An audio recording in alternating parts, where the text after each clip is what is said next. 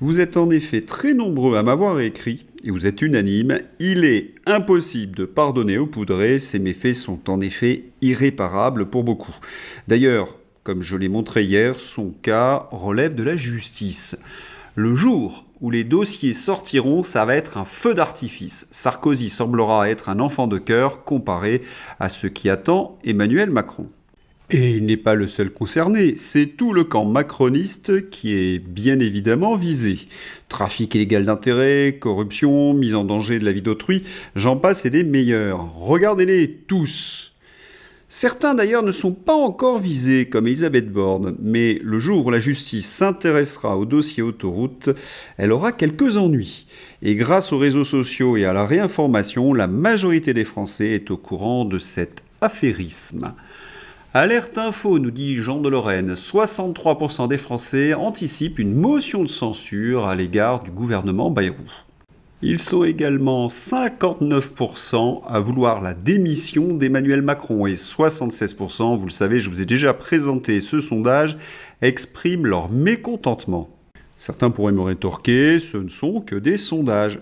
Certes, mais dans ce monde où l'information circule vite, ils sont également connus à l'étranger et ils viennent se superposer au bilan économique et démocratique de Macron.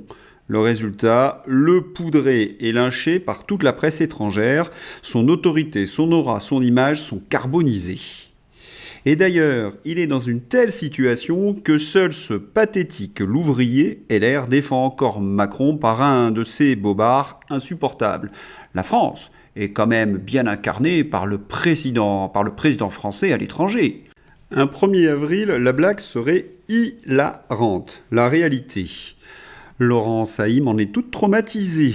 La presse étrangère, le New-Yorker, dit sans détour ce que tous ces journalistes se sont acharnés à cacher à leurs lecteurs. La chute de la France. Le président Emmanuel Macron a plongé la France dans le chaos.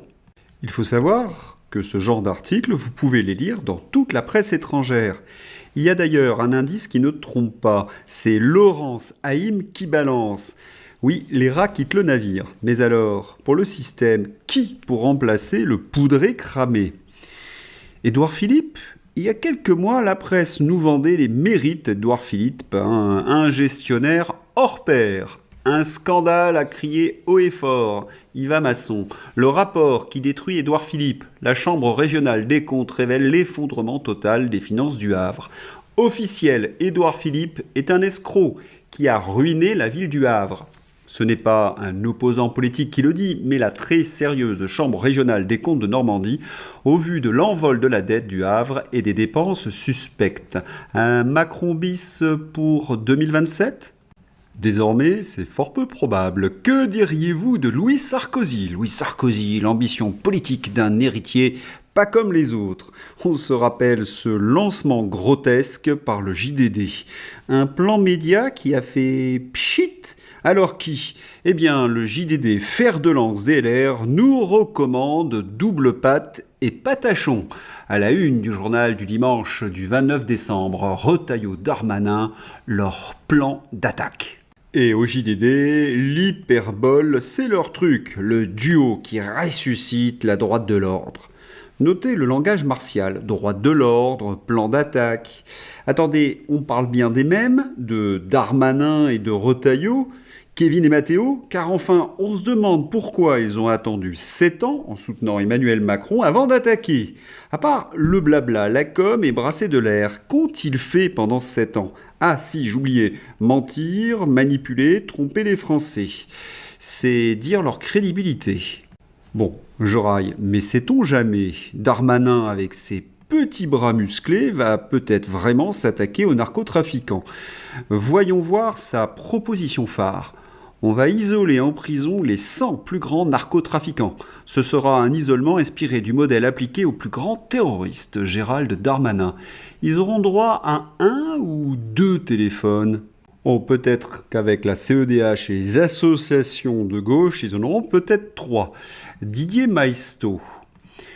Sincèrement, il y a des gens assez crédules pour se dire, après la lecture de ce publi-reportage, ce gouvernement va enfin régler le problème du trafic de stupéfiants car ils vont isoler en prison 100 dealers. Est-ce possible de prendre à ce point les gens pour des imbéciles ? Je voudrais expliquer ce genre de plan média. Voilà comment cela se passe. Gérald Darmanin veut occuper l'espace médiatique. Que fait-il ? Il demande à ses communicants de lui trouver une mesure dite spectaculaire, mais qui ne remette pas en cause, bien évidemment, le système de justice européiste. Cela donne 100 dealers en isolement. Vous l'avez compris, ce n'est qu'un gadget de com pour abuser les gogos. Pour bien comprendre la situation de la justice, il faut savoir que ce ministère est en crise depuis des années, laminé par toutes ces lois européistes, le gauchisme de ses juges et le manque de budget. En France, le budget du ministère de la Justice est inférieur au budget du ministère de la Culture. 10 milliards d'euros pour la justice et 11 milliards d'euros pour la culture, dont 4 milliards pour l'audiovisuel public. La priorité des macronistes, vous l'avez compris, est la propagande du service public. Vous abrutir, pas de vous protéger. Et il faut également ajouter le délire de la multiplication des normes et des lois venant de Bruxelles. Xavier Hofer, criminologue, met en exergue l'aberration de la bureaucratie qui étouffe la justice. Tout magistrat a un livre sur son bureau sur toutes les incriminations. Il y a en droit français 700 crimes, 8000 délits et 6000 contraventions à peu près. Cela augmente à chaque fois qu'on fait des lois. Le dernier volume, daté de 2017, de chez Dallot, que tout magistrat a sur son bureau. Il a été refait pour 2023. Il est passé de 1500 pages à 2200 pages. À nombre de magistrats égal, à nombre de greffiers égal, comment voulez-vous faire face ? La justice fait face à un tsunami de nouvelles lois et de nouveaux décrets, et en face de cela, elle a un nombre de personnel qui augmente de temps en temps. La justice doit faire face également, et vous le savez, à une explosion dramatique de la délinquance. Et vous en connaissez les raisons, les OQTF, les mineurs étrangers isolés, le narcotrafic. Tout cela est la conséquence de toutes ces directives européennes. C'est bien Bruxelles qui a provoqué la paralysie de notre justice. Et en période d'austérité budgétaire, il n'y a plus de solution. Ah si, 100 dealers à l'isolement. Oui, c'est dérisoire. Mais ce n'est pas le pire. Non, le pire, c'est qu'ils ne veulent rien changer, c'est Retailleau et c'est Darmanin. Après ces faux mineurs étrangers isolés que nous sommes obligés de financer. Après ces retraités étrangers qui viennent toucher le minimum vieillesse sans avoir cotisé. C'était la vignette que je vous ai présentée hier et qui est à l'écran. Voilà le tour des allocations familiales. L'Union européenne condamne la France pour son refus de verser les prestations à une famille de clandestins. La Cour de justice de l'Union européenne a statué le jeudi 19 décembre que les ressortissants étrangers ne sont plus tenus de démontrer que leurs enfants sont entrés régulièrement en France pour avoir droit aux allocations familiales. Voilà, pour être crédible en matière de sécurité et de justice, il faut un homme ou une femme politique qui dénonce les vrais responsables du chaos qui règne en France, c'est-à-dire l'Union européenne et les progressistes de l'UMPS.